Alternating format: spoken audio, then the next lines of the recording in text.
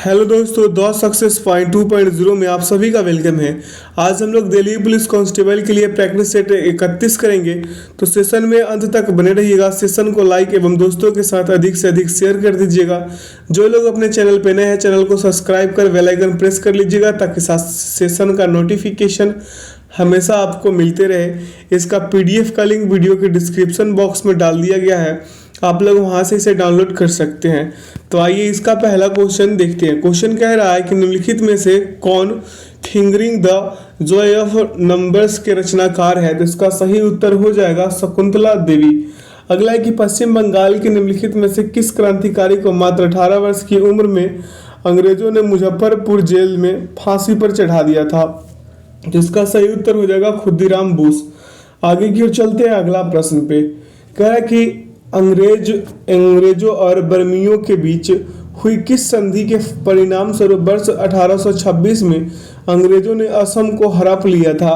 तो इसका सही उत्तर क्या हो जाएगा इसका सही उत्तर हो जाएगा यंडाबू की संधि। अगला है कि द लीजेंड ऑफ लक्ष्मी प्रसाद पुस्तक की रचना निम्नलिखित में से किसने की थी। तो इसका सही उत्तर होगा क्या, ट्विंकल खन्ना। क्या हो जाएगा, ट्विंकल खन्ना। अगला प्रश्न पे चलते हैं। प्रश्न कह रहा है आपसे कि निम्नलिखित में से कौन सी जड़ी बूटी तने से उगती है। तो तने से जो उगती है ये है पुदीना। क्या है, पुदीना है। अगला है कि फीफा विश्व कप 2022 की मेजबानी के लिए किस देश को चुना गया है। फीफा विश्व कप 2022 की मेजबानी के लिए किस देश को चुना गया है। तो इसका करेक्ट आंसर होगा कतर। क्या हो जाएगा, कतर हो जाएगा। अगला प्रश्न पे चले। कह रहा निम्नलिखित में से किस भारतीय समकालीन कलाकार आर्टिस्ट ने 2019 का जोन मीरो पुरस्कार जीता है। जोन मीरो पुरस्कार जीता है। तो इसका सही उत्तर हो जाएगा नलिनी मालिनी। अगला प्रश्न पे चलते हैं। प्रश्न क्या कह रहा है आपसे, प्रश्न कह रहा है कि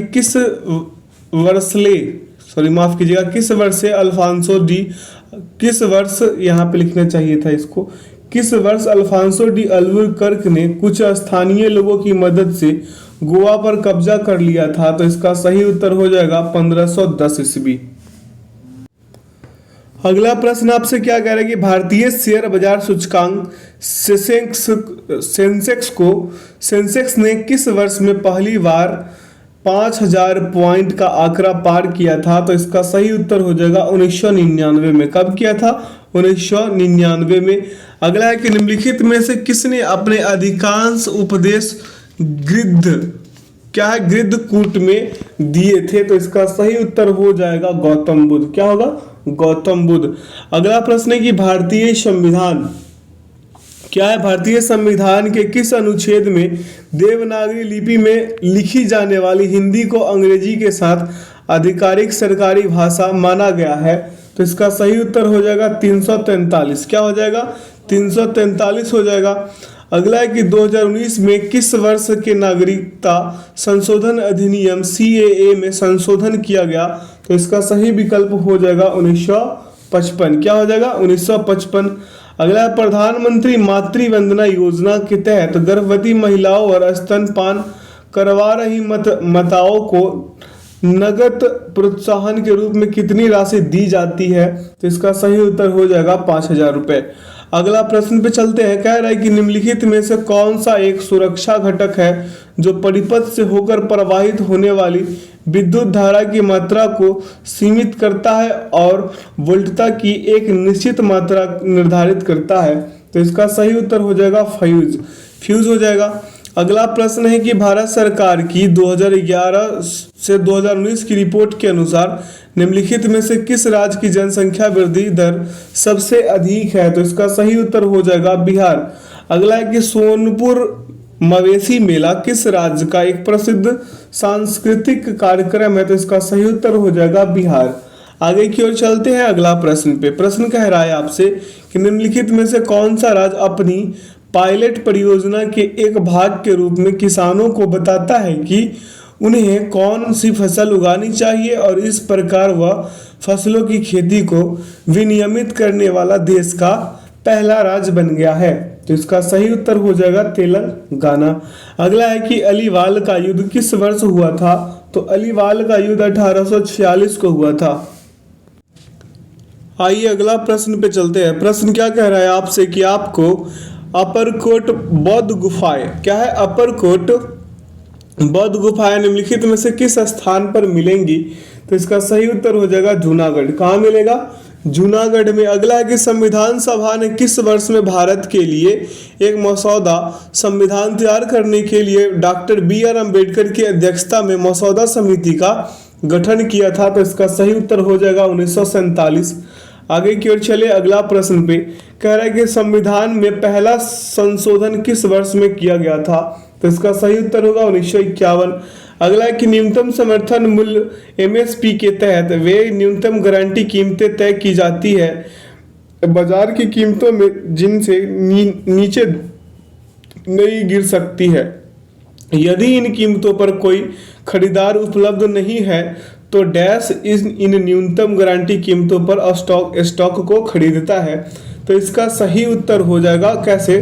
फसलों की न्यूनतम गारंटी की सुदा जो है, क्या है गारंटी की जो सुदा है वो कौन करता है? सरकार करता है। तो इसका सही उत्तर हो जाएगा विकल्प 3। आगे की ओर चलते हैं। प्रश्न क्या कह रहा है कि पारंपरिक टापू नृत्य किस राज्य से संबंधित है? टापू नृत्य किस राज्य से? टप्पू इसको क्या कहना चाहिए? क्या कहना चाहिए? टप्पू। तो टप्पू जो है अरुणाचल प्रदेश से। किससे है? टप्पू अरुणाचल प्रदेश से।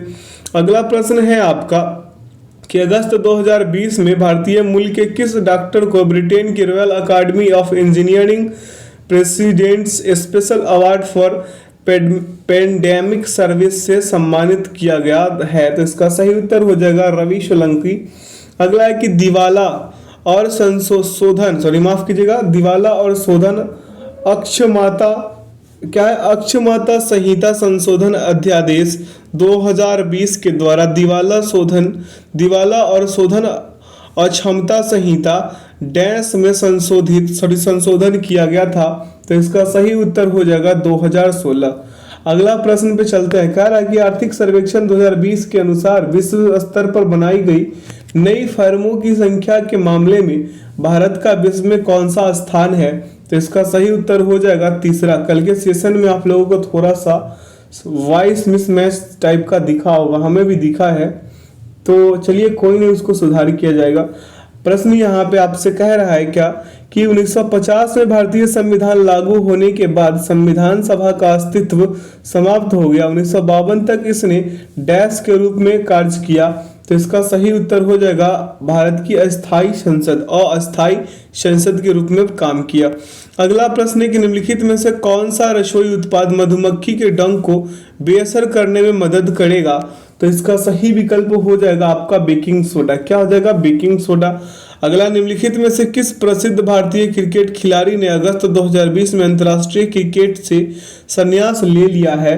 तो यहाँ पे ध्यान दीजिए, इसका सही उत्तर हो जाएगा सुरेश रैना। अगला प्रश्न पे चलते हैं। कह रहा है कि उरुका डैश राज्य का एक पारंपरिक त्योहार है। तो उरुका जो है ये असम का है। किसका? असम का।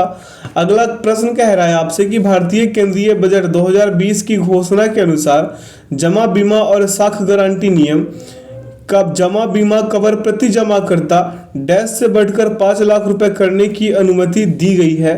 तो इसका सही उत्तर हो जाएगा 1 लाख रुपए। क्या होगा? 1 लाख रुपए।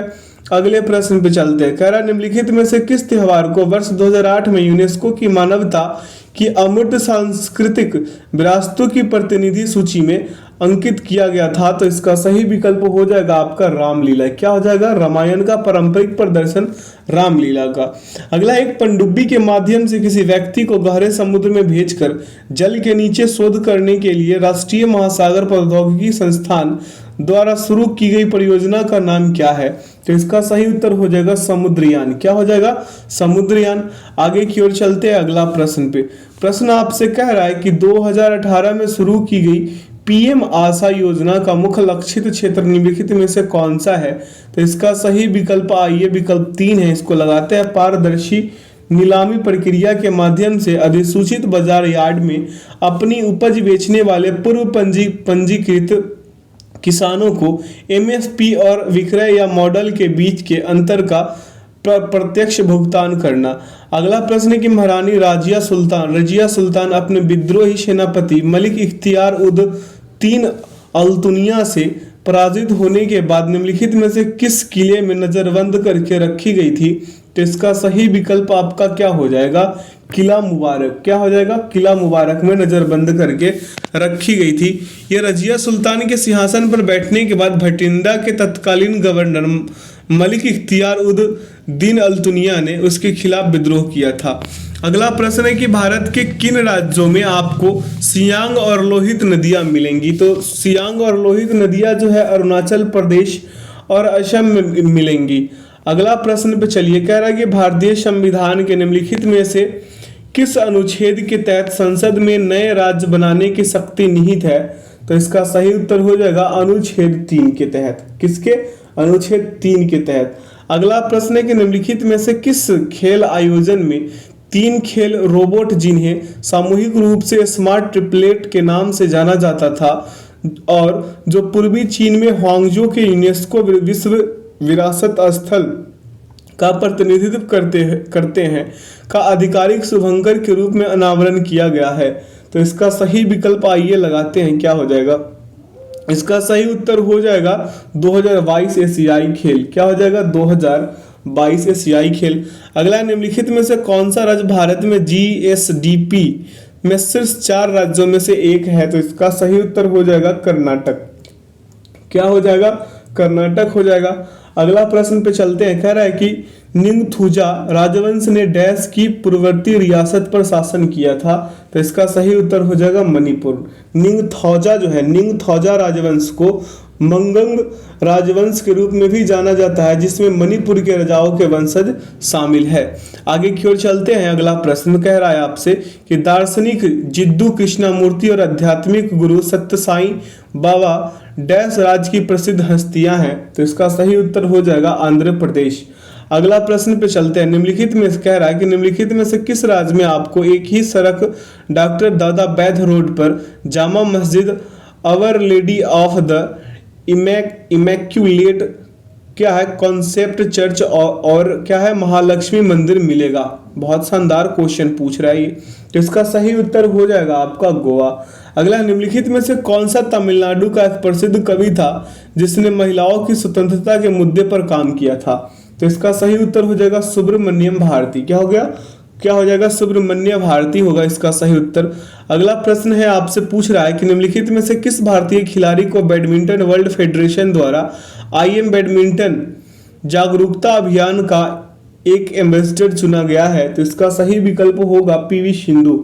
अगला है कि भारत सरकार ने किस वर्ष पूरे देश में विशेषकर ग्रामीण क्षेत्रों में स्वच्छता कवरेज में तेजी लाने के उद्देश्य से संपूर्ण स्वच्छता अभियान की शुरुआत की थी? तो इसका सही विकल्प हो जाएगा 1999। अगला प्रश्न पे चलते हैं। प्रश्न कह रहा है आपसे कि 2019-20 से 2020-21 तक मक्का के न्यूनतम समर्थन मूल्य में पूर्ण वृद्धि कितनी हुई है? मक्का भुट्टा के बारे में कह रहा है, तो 90 रुपए का। कितने? 90 रुपए का हुआ है।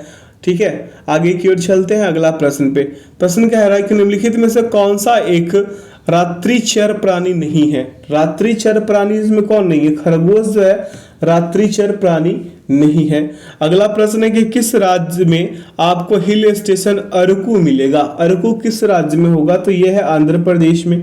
आगे की ओर चलते हैं। अगला प्रश्न पे अरकू जो है सॉरी इसको अरकू बोला, यहाँ पे अराकू होगा इसका। क्या होगा? अराकू घाटी आंध्र प्रदेश के विशाखापट्टनम जिले का एक हिल स्टेशन है। आगे की ओर चलते हैं। अगला प्रश्न पे प्रश्न कह रहा है कि बोविली वीणा डैश राज्य का प्रसिद्ध संगीत वाद्य यंत्र है? तो इसका सही विकल्प हो जाएगा आंध्र प्रदेश का। अगला, चावल की खेती के लिए निम्नलिखित में से किस प्रकार की मृदा उपयुक्त नहीं है? तो इसका सही विकल्प लगा दीजिए शुष्क मृदा। शुष्क मृदा रेगिस्तानी या अर्ध रेगिस्तानी क्षेत्रों की मृदा है। इसमें पानी की कमी होती है, खारा प्रकृति, ह्यूमस और नमी की होती है, यह कम उपजाऊ होता है। धान की खेती के लिए जलोढ़ मृदा सबसे उपयुक्त होती है।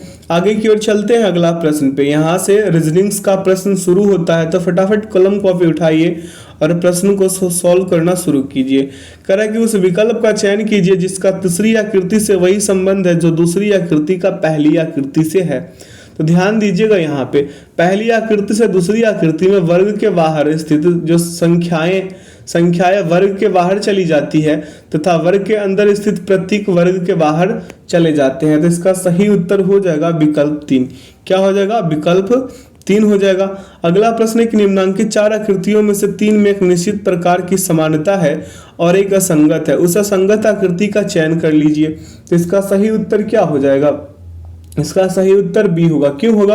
क्योंकि अगर आकृति बी को अगर आप क्या करते हैं, आकृति अगर आप बी को छोड़ देते हैं तो क्या हो जाएगा, आपका अन्य सभी आकृति सीधी रेखाओं यानी कि सीधी रेखाओं या कर्व रेखाओं में बनी है, लेकिन आकृति बी के देखिए सीधी रेखा जो है ये क्या है, सीधी रेखा से बनी हुई है। यानी कि इसका सही विकल्प क्या हो जाएगा, आकृति जो होगा बी। यानी अगली संख्या इसका आकृति जो होगा इसका बी वाला, यानी ये जो है क्या है, सीधी रेखा से बना हुआ है। के जो है क्या बना हुआ है, सीधी रेखा से बना हुआ है, लेकिन बाकी सभी कर्व में बना हुआ है। अगले प्रश्न पे चलते हैं। आपसे प्रश्न कह रहा है कि उस आकृति का चयन कीजिए जो निम्नांकित आकृति श्रृंखला में अगले स्थान पर आएगी। यहाँ जो डार्क वाला आपको पार्ट दिख रहा होगा, यहाँ पे फिर यहाँ पे, इसी में अंतर है। क्या अंतर है बताते हैं। प्रत्येक अगली आकृति में त्रिभुज का छायांकित भाग दक्षिणावर्त दिशा में अगले त्रिभुज में चला जाता है।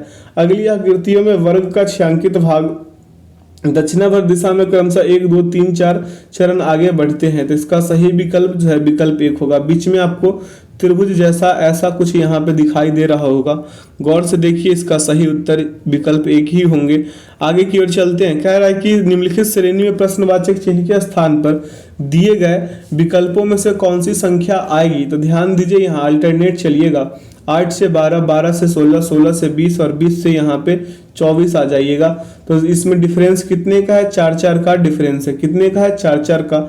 अगर फिर यहाँ ऊपर से चलते हैं डिफरेंस इसका, जैसे 4 से चलिए 16, 16 से चलिए 28, 28 से चल लीजिए 40, 40 से अगला संख्या तो आ ही जाएगा आपसे।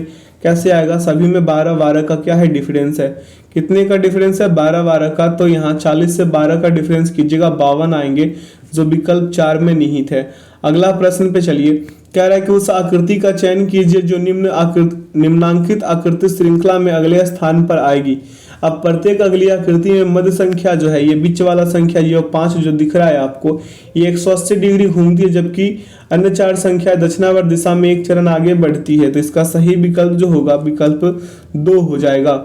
अगला प्रश्न है कि उस संख्या युग्म का चयन कीजिए जिसकी दोनों संख्याओं के मध्य वही संबंध है जो दिए गए निम्नलिखित संख्या युग्म की दोनों संख्याओं के मध्य है। तो यहाँ पे देखिए ये जो 4 है इसको हम गुना करके 4 - 1 कर देंगे, हमको मिलेगा 4 × 3। क्या मिलेगा, 4 × 3 यानी 4 × 12। सेम उसी प्रकार से विकल्प 4 को देखिए, 10 गुणे क्या कर लेंगे हम, 10 - 1 कर लेंगे, हमें मिल जाएगा 10 × 9 यानी 90। जो विकल्प 4 सही इसको क्या करता है, संतुष्ट करता है। अगला प्रश्न, निम्नलिखित श्रेणी में प्रश्नवाचक चिन्ह के स्थान पर दिए गए विकल्पों में से कौन सी संख्या आएगी। यहाँ भी आप अल्टरनेट ही चलिए ताकि उत्तर आप ला सके। यहाँ से देखिए 2 से 8 जाएंगे, 8 से कितने जाएंगे, 6 जाएंगे, 6 से 4 जाएंगे, 4 से फिर कितने चले जाएंगे, 14, ठीक है। और 14 से कहाँ चले जाएंगे, 17 पे चले जाएंगे, यहाँ पे 17 जो था। अब यहाँ से अल्टरनेट चलेंगे, यहाँ पे डिफरेंस देखिए सभी में 1-1 का। 2 से 3 पे, 2 से ये देखिए ये और एक बड़ा स्टेप पे अल्टरनेट चला है। बड़ा स्टेप पे अल्टरनेट कैसे चला है, जैसे 2 से 3 गया, 3 से 4 गया, 4 से 5 गया, ठीक है। तो इसका 1-1 का डिफरेंस हो जाएगा। क्या 1-1 का, फिर देखिए यहाँ पे 4 से 6 गया, 6 से 8 गया, तो 8 से अगला कितने आ जाएगा, 10 आ जाएगा, यानी इसका सही उत्तर बी हो जाएगा, यानी विकल्प 2, ठीक है। अगला प्रश्न है कि नीचे कागज को मोड़ने और उसे काटने का तरीका दर्शाया गया है, यह कागज खोलने पर कैसा दिखाई देगा। ध्यानपूर्वक देखें यहाँ से, तो जो जिस तरफ से ये मुड़ा है ना, पहले इधर खोलिएगा, इस ओर खोलिएगा, इस ओर, फिर उसके बाद पूरे इस ओर खोल दीजिएगा, है ना। तो इसका सही विकल्प क्या हो जाएगा, जिस तरफ से मोड़ा है ना उसी तरफ से इसे खोल देना है। तो इसका सही विकल्प जो होगा ऐसे वाला बन जाएगा। कैसा बनेगा, एक बीच में तो ये रहेगा ही, और ये एक यहाँ और एक यहाँ, ऐसा वाला फिगर इसका आएगा। देख लीजिएगा कहाँ पे है, विकल्प 1 में है। विकल्प 1 इसका सही उत्तर होंगे। अगले प्रश्न पे चलते हैं। कह रहा है यदि नीचे दी गई आकृति को मोड़कर एक पासा बनाया जाए तो निर्मित पासा विकल्पों से किस आकृति के समान होगा। अब यहाँ देखिए आप, 1 का विपरीत क्या हो जाएगा, 1 का विपरीत 6 होगा। 1 का विपरीत यहाँ पे लिख देंगे हम क्या, 6। ये 1 है, 1 का विपरीत 6 हो गया। फिर से कर देते हैं समझने के लिए, लिख रहे थे यहाँ 1 का विपरीत क्या हो जाएगा, 6 हो जाएगा ना। अब देखिए ये जो 3 है, ये 3 का विपरीत 4 होगा, 3 का विपरीत क्या हो जाएगा, 4। ठीक है, अब आगे देखिए ये 2 का विपरीत क्या हो जाएगा, 5, यानी 2 का विपरीत क्या होगा आपका, 5 होगा। इस प्रकार यह मानक पासा है। तो 6 के आसन्न सतह पर 1 नहीं होगा, 6 के आसन्न सतह पर कौन नहीं होगा, 1 नहीं होगा, यानी यहाँ पे क्या नहीं होगा, 1 नहीं होगा। ठीक है, तो यहाँ पे विकल्प 1 में दिया गया पासा नहीं बन सकता है, और 5 के आसन्न सतह पर 2 भी नहीं हो सकता है, तो विकल्प 2 और 3 में दिए गए पासा भी नहीं बन सकता है। आइए यहाँ पे देखेंगे तो बनेगा कौन सा पासा, विकल्प 4 बन जाएगा, विकल्प 4 इसका सही उत्तर होगा। अगला प्रश्न पे चले।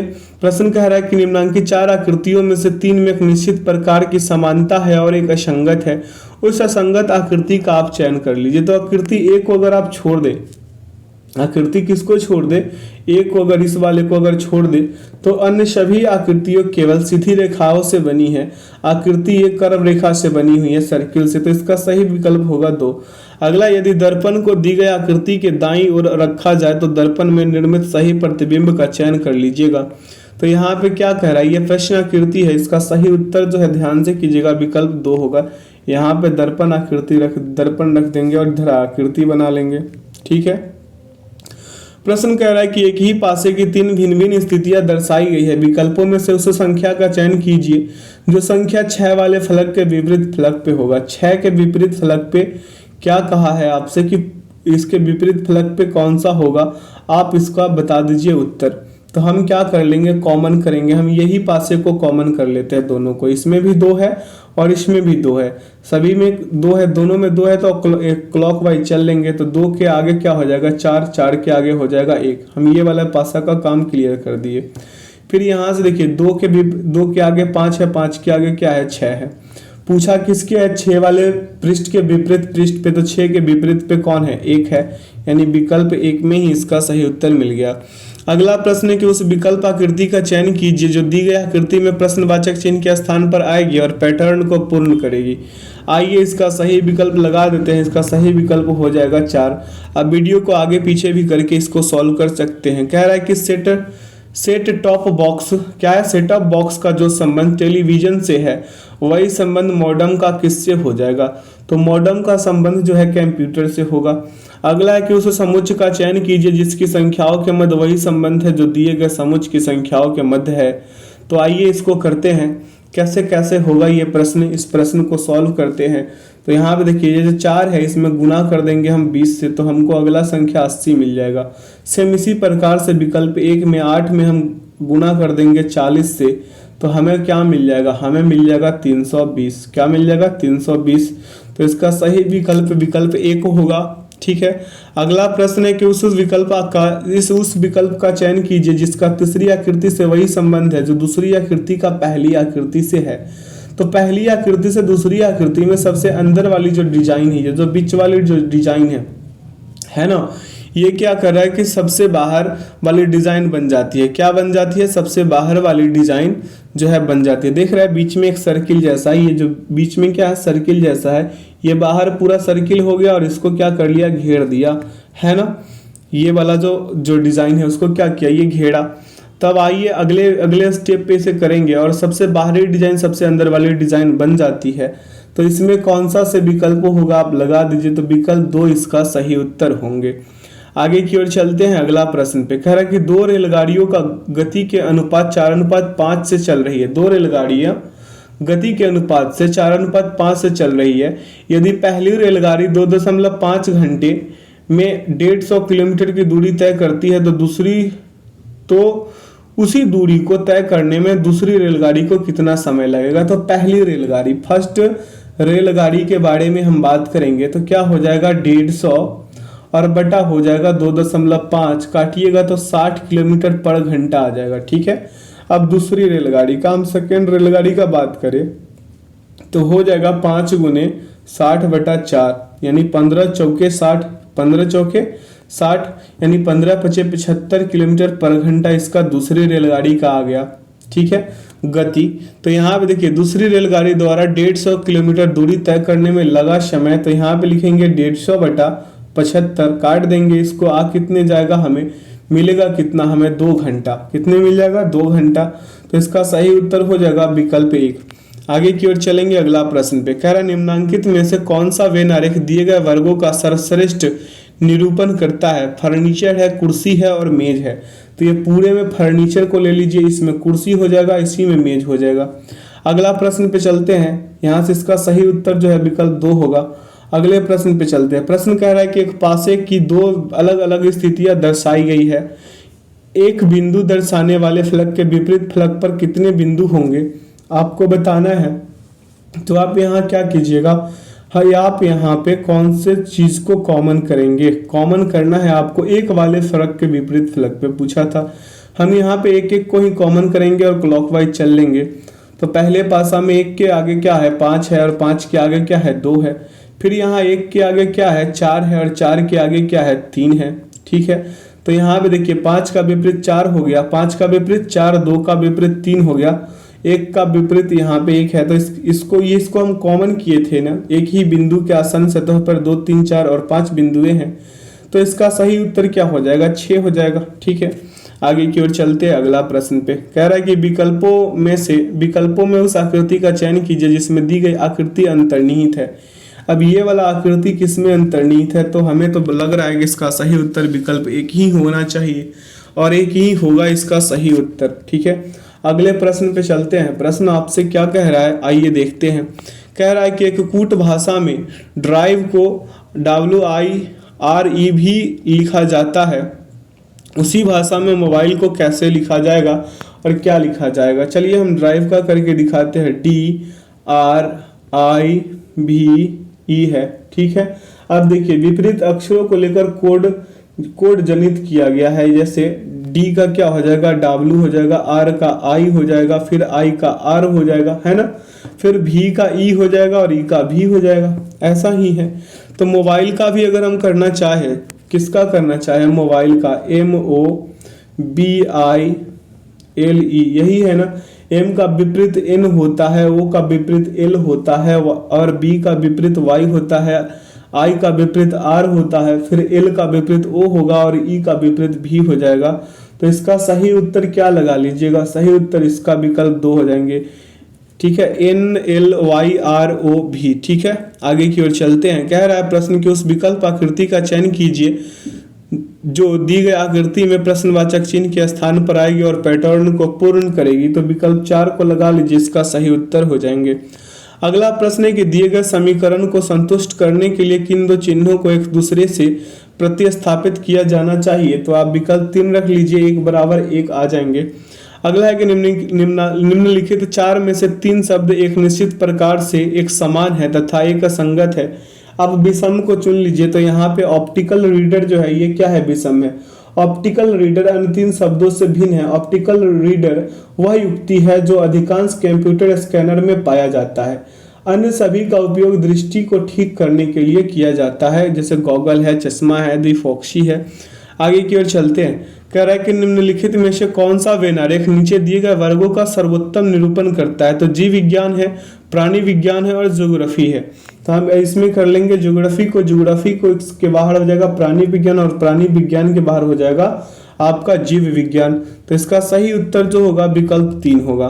अगला प्रश्न पे चलेंगे। यहाँ से मैथ्स का क्वेश्चन है। अगर आप लोग अब तक कलम कॉपी नहीं उठाए थे तो अब तो उठाना ही पड़ेगा आप लोगों को। प्रश्न कह रहा है आपसे कि एक वृत्ताकार रास्ते की आंतरिक परिधि 1408 मीटर है और रास्ते की चौड़ाई 7 मीटर है। 6 रुपए प्रति वर्ग मीटर की दर से उस रास्ते को समतल करने की लागत कितनी होगी। पाई का मान आप 22/7 ले सकते हैं। तो वृत्ताकार रास्ते की परिधि बराबर आपको दिया कितना, लिखिएगा कॉपी पे। वृत्ताकार रास्ते की आंतरिक परिधि बराबर कितना है 1408 दिया है। ठीक है, तो आप लिखेंगे 2 पाई r बराबर क्या 1408 लिखेंगे, है ना, 1408। ठीक है, तो हम यहाँ इसे सॉल्व करेंगे तो 2 गुने 22/7 कितने 2 गुने 22/7 गुने r बराबर कितना 1408 लिखेंगे। ठीक है, तो आपका r बराबर हो क्या जाएगा 1408 और गुने हो जाएगा 7/2 गुने 22। क्या हो जाएगा 2 गुने 22। इसे काट पीट मचा दीजिए, आपको मिल जाएंगे 224। कितने 224। यहाँ से आपको मिला 224। अब अगले स्टेप पे चलेंगे, क्या करेंगे, अगले स्टेप पे चलेंगे। तो यहाँ से रास्ते की चौड़ाई है आपको 7 मीटर, बाह्य त्रिज्या बराबर कितना हो जाएगा, बाह्य त्रिज्या यानी बाह्य आर बराबर आपका हो जाएगा रेडियस बराबर 224 जो आपको मिला है, वहां से आर बराबर और प्लस 7 कर दीजिएगा तो आपको मिल जाएंगे कितना 231। ठीक है, रास्ते का क्षेत्रफल निकालना है तो रास्ते का क्षेत्रफल बराबर होता क्या है, पाई इंटू बड़ी आर स्क्वायर माइनस छोटी आर स्क्वायर, है ना। तो इसको कैसे सॉल्व करेंगे, 22/7, पाई का मान 22/7।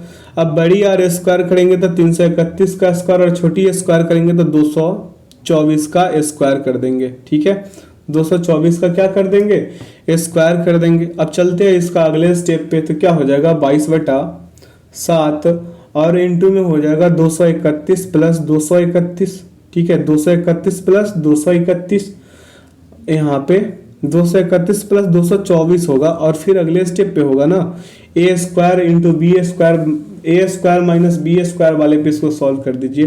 तो यहाँ पे हो जाएगा फिर से 231 और फिर क्या हो जाएगा माइनस 224, 200 क्या हो जाएगा 24 हो जाएगा।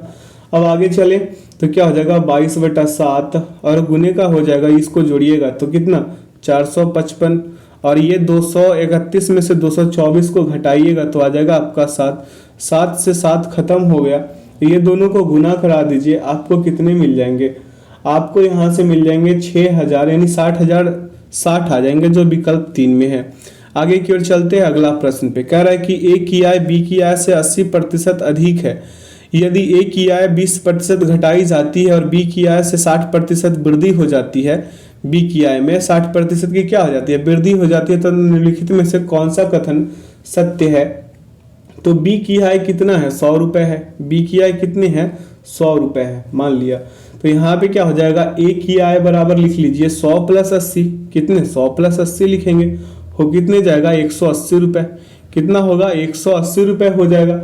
ए की नई आय बराबर क्या हो जाएगा, ए की नई आय बराबर 180 का कितना हो जाएगा 80% होगा, कितने हो जाएंगे 80%। तो हम लिखेंगे यहाँ पे 180 बटा क्या 180 गुने 80/100, 180 गुने 80/100, 1 0 से 1 0 खत्म, 1 0 से 1 0 खत्म, 18 8 144 होगा, कितना होगा 18 8 144 हो जाएगा आपका। ठीक है, अब आगे की ओर चलते हैं इसको सॉल्व करने के लिए। तो क्या हो जाएगा आपका, आप यहाँ से आ जाएंगे आपका 160, सॉरी माफ कीजिएगा, यहाँ से आ जाएगा 144। अब बी की नई आय निकालेंगे, बी की क्या नई आय, तो यानी कि 100 का कितना 100 का हो जाएगा 160%, कितना 160%। तो यहाँ से हो जाएगा 100 गुने 160 और बटा में हो जाएगा आपका 100, 100 से 100 खत्म तो 160 रुपए आ गए। ठीक है, अब यहाँ से प्रतिशत निकाल लेंगे, क्या निकालेंगे प्रतिशत, तो क्या हो जाएगा 160 माइनस 144। ठीक है, 144 हो जाएंगे, यहाँ पे क्या हो जाएंगे 144 और बटा में हो जाएगा 144 और गुने हो जाएगा 100। ठीक है, तो आपको आएंगे कितना 16 बटा कितना 144 और गुने का हो जाएगा 100, इसको काटिएगा 16 नमा 44 और 900 आ जाएगा, यहाँ से गुना कीजिएगा तो 900 आएगा। लेकिन इसको लिखना कैसे है आपको बताते हैं, 100 बटा कर दीजिए 9, काटिएगा तो आ जाएगा 11.1/9। ठीक है, 11.1/9 आएगा। तो बी की जो आय है ए की आय से 11.1/9% क्या हो जाएगा अधिक हो जाएगा। तो इसका सही विकल्प आप क्या लगा लेंगे, विकल्प 3। ठीक है, आगे की ओर चलते हैं अगला प्रश्न पे, कह रहा है कि किसी वस्तु का बाजार मूल्य 640 रुपए है। जब एक व्यापारी इस वस्तु को इसके बाजार मूल्य पर 40% की छूट देते हुए बेचता है तो उसे 20% का लाभ होता है। उस वस्तु का क्रय मूल्य कितना होगा। तो वस्तु का बाजार मूल्य 640 रुपए है, तो मान लीजिए कि वस्तु का जो क्रय मूल्य होगा 100 रुपए होंगे। तो हम यहाँ लिखेंगे x का 120% बराबर 640 का कितना 640 का 60%, कितने प्रतिशत 60%। अब यहाँ से 100 गुने कितना हो जाएगा, 100 गुने हो जाएगा 120/100 और बराबर हो जाएगा 640 और गुने का हो जाएगा 60/100। ठीक है, अब इसे कीजिएगा x बराबर लिखिएगा तो क्या हो जाएगा 640 और गुने हो जाएगा 60 और बटा में हो जाएगा आपका कितना 120 20, इसे काटपीट में चाहिए आपको, मिलेंगे कितना 320 रुपए मिल जाएंगे। कितने मिल जाएंगे 320 रुपए। कहाँ पे है, विकल्प 1 में है। अगला प्रश्न है कि किसी दुकानदार ने एक वस्तु को 13% के लाभ पर बेचा, यदि उसने इसे 86.40 अधिक में बेचा होता तो उसे के प्रतिशत का लाभ प्राप्त होता। उस वस्तु का क्रय मूल्य 720 रुपए है तो के का मान कितना होगा। अब वस्तु का क्रय मूल्य कितना है, वस्तु का सीपी आपका हो जाएगा कितना 720 रुपए। कितने हो जाएंगे 720 रुपए। तो हम लिखेंगे यहाँ पे 720 का कितना 100 लिख देंगे यहाँ पे 100 प्लस के प्रतिशत 100 और इसका कितना के प्रतिशत माइनस 720 का कितना हो जाएगा 113% बराबर 86.40। ठीक है। अब इसको सॉल्व करेंगे तो क्या हो जाएगा 720 और इंटू में हो जाएगा 100 प्लस के और बटा हो जाएगा आपका 100। ठीक है। और यहाँ पे माइनस में हम लिखेंगे, क्या करेंगे माइनस में लिखेंगे कितना 720 और गुने का हो जाएगा 113/100। ठीक है 113/100 और बराबर क्या हो जाएगा 86.40 बराबर क्या होगा 86.40। अब अगले स्टेप पे इसे सॉल्व करेंगे तो क्या हो जाएगा 100 प्लस के और माइनस हो जाएगा ये के है ठीक ना और 113 हो जाएगा और बराबर में हो जाएगा 8640 और बटा 720। ठीक है 720 ये 8640 है। अब आइए इसको सॉल्व करेंगे तो क्या मिलेगा हमें के माइनस 13 बराबर 12। ठीक है के माइनस 13 बराबर क्या हो जाएगा 12 हो जाएगा। यहाँ से इसको घटा देंगे तो 13 और इसको काटेंगे तो 12। ठीक है। अब आइए के बराबर क्या हो जाएगा आपका 12 और प्लस का हो जाएगा 13 इधर आएगा तो टोटल कितने हो गए के बराबर 25 जो विकल्प 3 में है। अगले प्रश्न पे चलते हैं। कह रहा है कि एक निश्चित वार्षिक साधारण ब्याज की दर से 10,224 रुपए की राशि 3 वर्षों में 14,848 रुपए हो जाती है। यदि ब्याज को हर 5 महीने में चक्रवृद्धि किया जाता है तो वही राशि समान दर पर 1.1/4 वर्ष में x रुपए हो जाती है। x का मान कितना होगा आपसे पूछा है। x का मान कितना हो जाएगा आपसे पूछा गया है। तो यहाँ p बराबर लिख देंगे हम क्या p बराबर लिखिए 10,240 रुपए। तो a बराबर क्या हो जाएगा आपका 14,848 रुपए होंगे।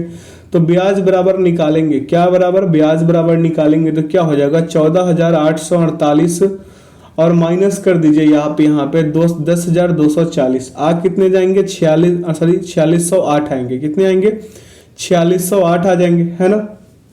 अब यहाँ पे इसको आगे की ओर सॉल्व करेंगे तो दर बराबर क्या होता है ब्याज गुने 100 बटा समय गुने मूलधन। तो यहाँ पे दर बराबर निकालेंगे आर बराबर हो जाएगा आपका 4608। ठीक है और गुना का हो जाएगा 100 और बटा का हो जाएगा 3 गुने 10,240। काटपीट में चाहिएगा 15% आपका दर आ गया। तो यदि ब्याज हर 5 माह में चक्रवृद्धि होता है तो p बराबर लिखिएगा 10,240। यानी अगले स्टेप पे इसे सॉल्व करना चाहे तो क्या करेंगे r बराबर हम लिखेंगे 15/12/5 और बराबर में लिख देंगे इसको 15 गुने 5/12 करिएगा तो आ जाएगा आपका 25/4%। ठीक है। t बराबर कितना हो जाएगा 1.1/4 है और गुना करा देंगे 12 से तो ये कितना हो जाएगा t बराबर आपका 5/4 गुने 12 यानी कि 4 तिया 12 यानी 5 तिया 15 माह हो जाएगा। तो n बराबर कितना आ जाएगा n बराबर आपका आ जाएगा इधर लिख देते हैं चाहे इसको आगे लिख देते हैं क्या हो जाएगा n बराबर 15/3 यानी कि 15/5 यानी कि n बराबर आपका कितना आ गया 3 आ गया। तो चलिए यहाँ से इसको आगे सॉल्व करेंगे। आगे क्या होगा इसका सॉल्यूशन करते हैं। x बराबर लिखेंगे हम क्या p इंटू 1 प्लस क्या हो जाएगा r/100 का पावर क्या हो जाएगा n है ना। अब यहाँ से लिखिए क्या हो जाएगा 10,240 और इंटू में क्या होगा 1 प्लस 25/100 क्या होगा 25/100 का पावर यहाँ पे 25/100 नहीं 400 होना चाहिए ना क्या होगा 400। ठीक है और इसका पावर हो जाएगा 3। यहाँ पे लिखेंगे 10,240 इंटू 1 प्लस 1/16 का पावर कितना हो जाएगा 3 हो जाएगा। अब इसको आगे सॉल्व कराएंगे तो आगे सॉल्व कराएंगे तो क्या होगा आइए करते हैं। तो यहाँ से आपको मिलेंगे क्या, 10,000 लिखेंगे, 10,240 गुने कितना हो जाएगा 17/17, उसको सॉल्व कीजिएगा 1 + 1/16 का, तो आ जाएगा आपको 17/16 का क्यूब। अब यहाँ पे हम करेंगे क्या, 10,240 गुने 17/16, क्यूब है तो 3 बार लिख देंगे, 17/16 गुने 17/16 और गुने कर देंगे हम 17/16 से। ठीक है, काट पीट मचा दीजिए, आपको मिल जाएंगे 12,000 कितने 282.5। ठीक है, अब आइए इसका उत्तर देखते कहाँ पे है, 12,200 कितने था आपका उत्तर आया था 12,282.5, 12,282.5 विकल्प 2 में है। अगला कि रीना का खर्च उसकी बचत से 300% अधिक है, यदि उसकी आय में 30% की वृद्धि और बचत में 20% की वृद्धि हो जाती है तो उसके खर्च में कितने प्रतिशत की वृद्धि होगी। मान लीजिए कि रीना का जो बचत है 100 रुपए है, कितने हैं 100 रुपए, रीना का खर्च बराबर हो जाएगा 100 प्लस कितने 300, यानी हो कितने जाएंगे आपका 400 रुपए हो जाएंगे। कितने रुपए हो जाएंगे 400, तो रीना की आय बराबर निकाल लेंगे क्या, रीना की आय बराबर 100 + 400, यानी रीना का आय कितना है 500 रुपए है, कितने हैं 500 रुपए।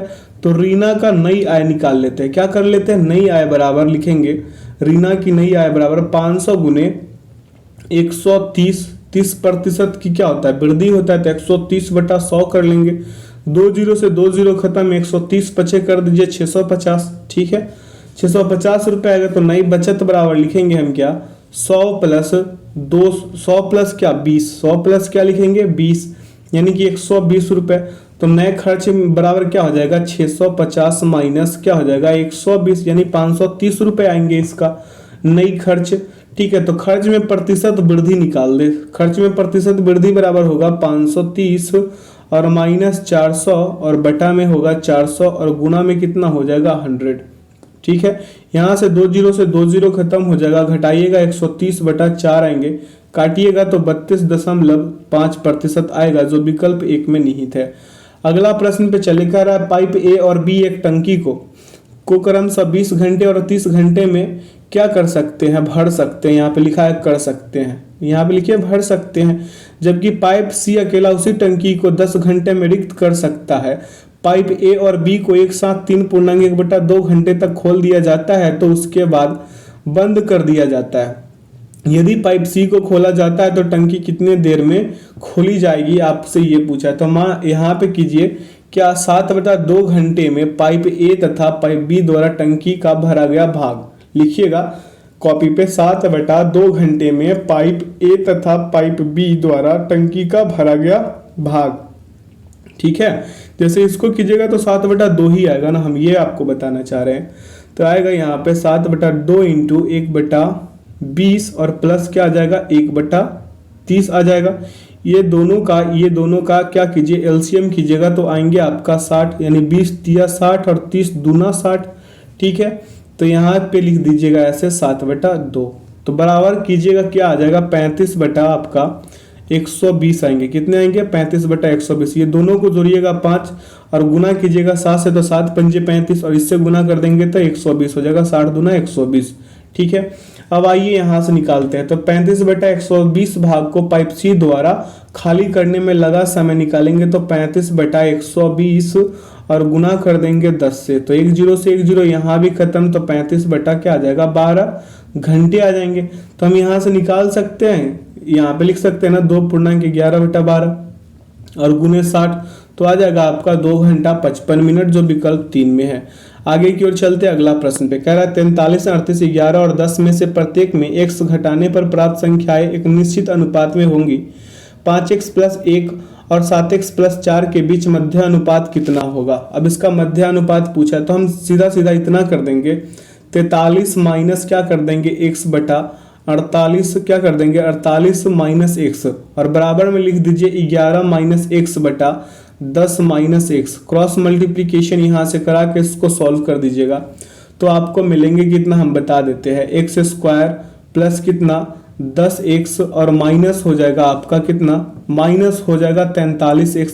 या फिर इसको ऐसे कर लीजिए, इसको अलग तरीके से कर लीजिए, जैसे इसको गुना कीजिएगा तो आपको आ जाएंगे, इसको इससे गुना कीजिएगा तो 430, ठीक है 430। अब यहाँ पे आ जाएगा 43x, क्या आएंगे 43x आ जाएंगे, ठीक है। और फिर इसको इससे गुना कीजिएगा, 11 में 38 से गुना कीजिएगा तो आपको क्या मिल जाएंगे, यहाँ पे ये जो होगा 10x तो हो गया ना 43x, उसके बाद क्या हो जाएगा 10x, क्या हो जाएगा 10x, और उसके बाद होगा x स्क्वायर, क्या हो जाएगा x स्क्वायर हो जाएगा। अब आगे चलिए अगले स्टेप पे, तो इसको क्या कीजिएगा और आगे गुना कीजिएगा उस वाले पार्ट को 11 गुने 38 वाला से कीजिएगा, तो क्या हो जाएगा 418 और माइनस 11x और माइनस कितने हो जाएगा 38x और माइनस प्लस का हो जाएगा x स्क्वायर। ये जो 43 माइनस एक्स बटा 38 माइनस एक्स था ना, और बराबर में 11 बटा एक्स माइनस क्या था 11 माइनस एक्स बटा 10 माइनस एक्स था ना, तो 11 से 38 वाला पार्ट को आप क्रॉस गुना कराइएगा तो आपको इतना मिल जाएंगे। अब दोनों को सॉल्व कराइए तो क्या हो जाएगा आपका 430 कितने 430 माइनस 53x और बराबर हो जाएगा आपका 418 माइनस 49x हो जाएगा। x वाले को एक साथ कर देंगे, यहाँ से x वाले को एक साथ करेंगे तो क्या हो जाएगा 53x माइनस 49x बराबर हो जाएगा आपका 430 और माइनस कितना 418, ठीक है। तो 4x बराबर हो जाएगा आपका 12, तो x बराबर क्या आ जाएगा आपका 3 आ जाएगा। अब यहाँ से आप निकाल दीजिए, यहाँ से क्या निकाल दीजिएगा 5x, क्या निकालिएगा 5x प्लस 1 में आप यहाँ पे रख दीजिए x का मान, तो 5 मल्टीप्लाई 3 और प्लस 1 यानी कि आ जाएंगे 15x 16, ठीक है। अब यहाँ पे 7x प्लस 4 में x का मान पुट कीजिएगा, तो 7 गुणे 3 कीजिएगा और प्लस कर दीजिए आप यहाँ पे 4, तो आपको मिलेंगे 21 और 4 25, ठीक है। तो 16 तथा क्या 25 का मध्य अनुपात कितना हो जाएगा √16 गुने 25 यानी कि कितना हो जाएगा 4 गुने 5 यानी कितना हो जाएगा 5 चौके 20, विकल्प 3 सही। अगले प्रश्न पे चलिए, कह रहा है कि स्थिर जल में नाव की चाल और प्रवाह की चाल का अनुपात 36:5 है। नाव प्रवाह की दिशा में 5.1/6 घंटे तक चलती है और फिर वह वापस लौटना शुरू करती है। उसे आरंभिक बिंदु तक वापस आने में कितना समय घंटे में लगेगा। तो नाव की चाल कितना हो जाएगा 36 के होगा, कितने होगा 36 के। अनुप्रवाह में नाव देखिए प्रवाह की चाल कितना हो जाएगा 5 के, ठीक है। तो अनुप्रवाह में नाव द्वारा तय की गई दूरी बराबर लिखिएगा, तो क्या हो जाएगा 36 के प्लस 5 के, ठीक है 5 के, और गुना का हो जाएगा 31/6। तो यहाँ पे हम लिख सकते हैं 41 के गुने 31/6 है ना। तो समय बराबर क्या होता है दूरी बटा उदर प्रवाह का चाल है ना। तो हम लिखेंगे यहाँ पे 41 के गुणे 31/6 और यहाँ पे लिखेंगे 36 के माइनस का 5 के, ठीक है। और बराबर लिखेंगे आप 41 गुणे 31 और बटा 6 गुणे 31, ठीक है। तो यहाँ पे हो जाएगा आपका 41/6 घंटे यानी 6.5/6 घंटे, विकल्प क्या हो जाएगा 2 सही। आगे की ओर चलते हैं, कह रहा है प्रश्न आपसे क्या, यहाँ से देखिए इस प्रश्न को आप लोग खुद सॉल्व कीजिएगा। इसका उत्तर जो है आपको हम बता देते हैं कितना आएगा 31/150 आएगा, कितना 31/150। अगले प्रश्न पे चले, कह रहा है कि एक निश्चित राशि समान वार्षिक साधारण ब्याज दर पर 3.1/2 वर्षों में 10,257 रुपये और 5 वर्षों में 11,310 रुपये हो जाती है। तो 8400 रुपये की राशि पर उसी ब्याज दर से 4.2/3 वर्षों में प्राप्त होने वाला साधारण ब्याज कितना होगा। अब आइए इसको करते हैं। तो क्या होगा 5 माइनस कितने 5 माइनस 7/2 वर्ष, ठीक है। 2 वर्ष का साधारण ब्याज बराबर लिखेंगे, यहाँ से साधारण ब्याज बराबर क्या हो जाएगा 11,310 माइनस 10,257, ठीक है। तो 3/2 वर्ष का साधारण ब्याज बराबर कितना हो जाएगा आपका 10,153 होगा, कितने 1,053। तो 7/2 वर्ष का साधारण ब्याज बराबर लिखेंगे 10,153 गुने 2/3 गुने 7/2। काट पीट मचा दीजिए यहाँ से, ठीक है। काट पीट में चाहिएगा, आपका मूलधन बराबर कितना आ जाएगा 10,257 माइनस कर लीजिए 2,457 आया होगा वहां पे। तो इसका उत्तर हो जाएगा 7,800 रुपये। अब यहाँ से दर बराबर ब्याज गुने 100 बटा समय गुने मूलधन निकाल देंगे, तो क्या हो जाएगा आपका 2,457 और गुने कर देंगे 100 और बटा में कर देंगे 7/2 और गुने का कर देंगे यहाँ से कितना 7800 कर देंगे। ठीक है, यहाँ से ये 2 है गुना में। अब इसको काट पीट में चाहिए 9% आएंगे, कितने आ जाएंगे 9%। अब ब्याज बराबर निकालिएगा तो मूलधन गुने समय गुने दर बटा 100, यानी मूलधन आपका कितना था 8400 और गुना करा दीजिए 14/3 और गुना करा दीजिए 9/100 से। ठीक है, काट पीट मचाइएगा, यहाँ आपका आएंगे 35,128 आएंगे जो विकल्प 4 में निहित है। अगला प्रश्न पे चले, कह रहा है कि मान लीजिए, क्या कह रहा है प्रश्न, यहाँ पे ये आगे आ गया। कह रहा है कि मान लीजिए x वह बड़ी से बड़ी संख्या है जिससे जब 988, 1637 और 2345 को विभाजित किया जाता है तो प्रत्येक स्थिति में शेषफल प्राप्त होता है, समान शेषफल प्राप्त होता है, तो शेषफल का मान कितना है। सभी को क्या कर लीजिए आप, x बराबर लिखिए, क्या आप लिखेंगे 1637 माइनस कितना 988। ठीक है, 988 लिख लीजिए। ठीक है, फिर इंटू में यहाँ पे लिखिएगा क्या 2345 माइनस कर दीजिए कितना 1637। ठीक है, और आगे बढ़िएगा तो क्या लिख दीजिएगा 2345 और माइनस कर दीजिए 988। तो आपको मिलेंगे, जब 1637 में से 988 को घटाइएगा तो 600 कितना मिलेगा 49। फिर अगले में 2345 में से 1637 घटाइएगा तो 708 मिल जाएंगे। ठीक है, फिर आप 2345 में से 988 को घटाइएगा तो आपको मिल जाएंगे 1357। यहाँ पे 1300 कितना आ जाएगा 57 आ जाएगा। ठीक है, अब सभी का मौसा निकाल दीजिए, आप क्या निकाल दीजिए मौसा, तो इसका सही उत्तर क्या हो जाएगा 44 आ जाएंगे। कितने आ जाएंगे 44। अब अगले प्रश्न पे चलेंगे। कह रहा है कि 16 संख्याओं का औसत 68.5 है। यदि दो संख्याएं 54 और 37 को 45 और 43 से प्रतिस्थापित करते हैं और उनमें से एक और संख्या x को हटा दिया जाता है तो उन संख्याओं का औसत 1.5 घट जाता है, यानी 1.5 घट जाता है, तो x का मान कितना होगा। ठीक है, तो x का मान हो जाएगा 16 संख्याओं का औसत बराबर लिखेंगे 16 संख्याओं का औसत बराबर लिखेंगे 68.5। कितने लिखेंगे 68.5।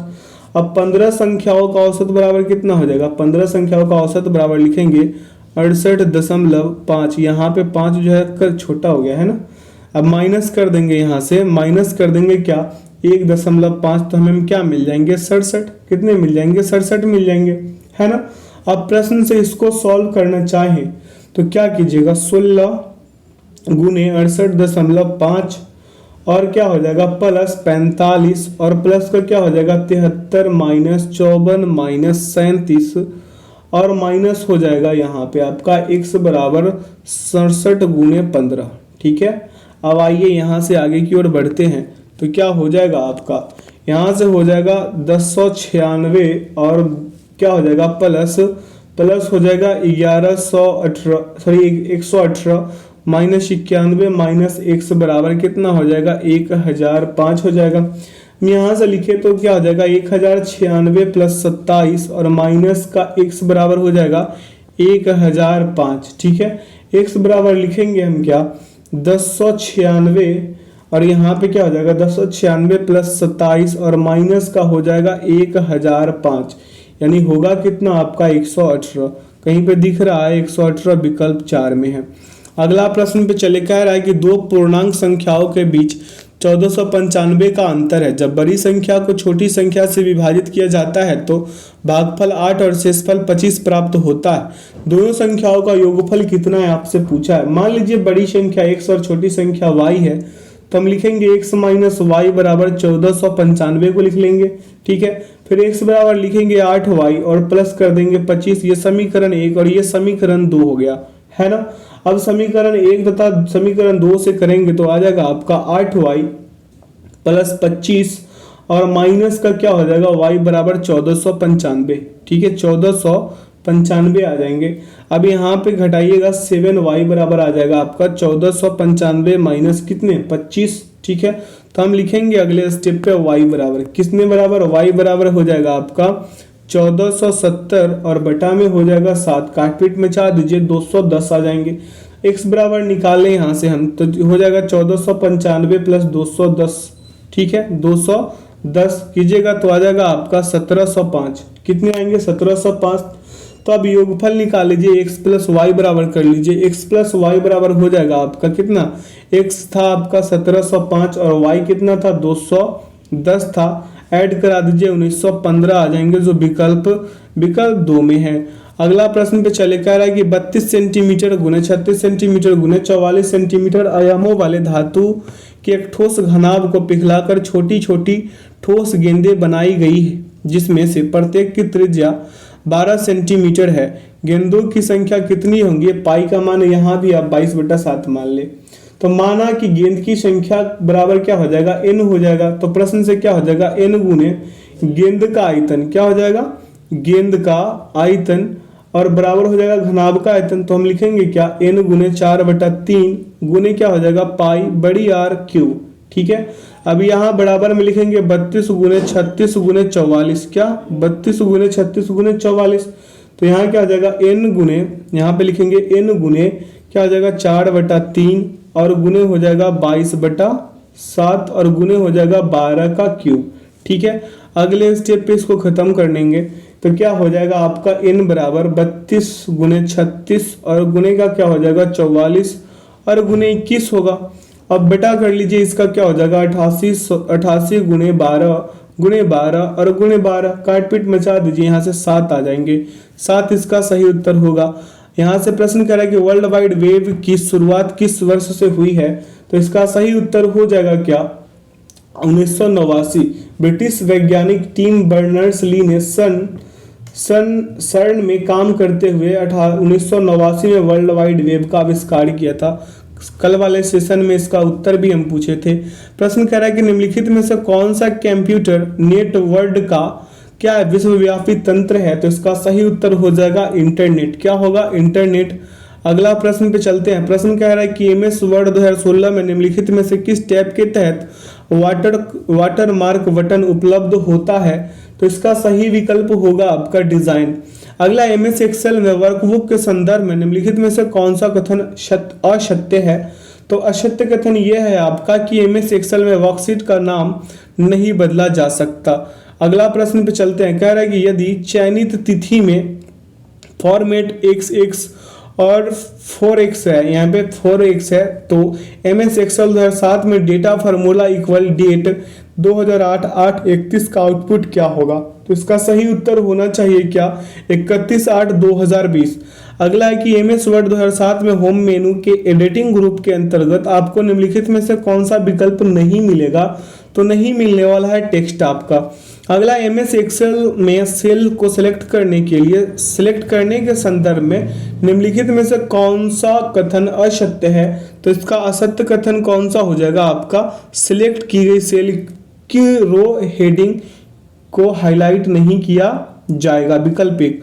अगला, निम्नलिखित में से किस प्रकार की इंटरनेट सेवाओं के लिए केबल या फोन लाइनों की आवश्यकता नहीं होती? तो केबल या फोन लाइनों की आवश्यकता नहीं होती किसमें, सैटेलाइट में। आगे की ओर चलते हैं। अगला प्रश्न पे कह रहा है MS वर्ड 2007 डॉक्यूमेंट रूप से किस व्यू में खुलता है? तो इसका सही उत्तर हो जाएगा प्रिंट लेआउट। अगला प्रश्न पे चलेंगे, सेशन का आखिरी प्रश्न है। कह रहा है कि निम्नलिखित में से कौन सा कीवर्ड शॉर्टकट MS वर्ड में सेव एज विकल्प खोलता है? तो इसका सही उत्तर हो जाएगा F12। आशा करते हैं आज के सेशन से आप लोगों को काफी कुछ सीखने को मिला होगा। तो जो लोग अपने चैनल पे नए हैं, चैनल को सब्सक्राइब कर बेल आइकन प्रेस कर दीजिए ताकि सेशन का नोटिफिकेशन आपको मिलता रहे। ठीक है, तो वीडियो में अंत तक बने रहने के लिए बहुत बहुत धन्यवाद। आप वीडियो को अधिक से अधिक अपने दोस्तों के साथ शेयर कर दीजिएगा। तो मेरे साथ वीडियो में अंत तक बने रहने के लिए बहुत बहुत धन्यवाद। अपना ख्याल रखिएगा और मेरे साथ हर रोज एक प्रैक्टिस सेट लगाते रहिए। तो चलिए, thanks for watching the video. जय हिंद, जय भारत।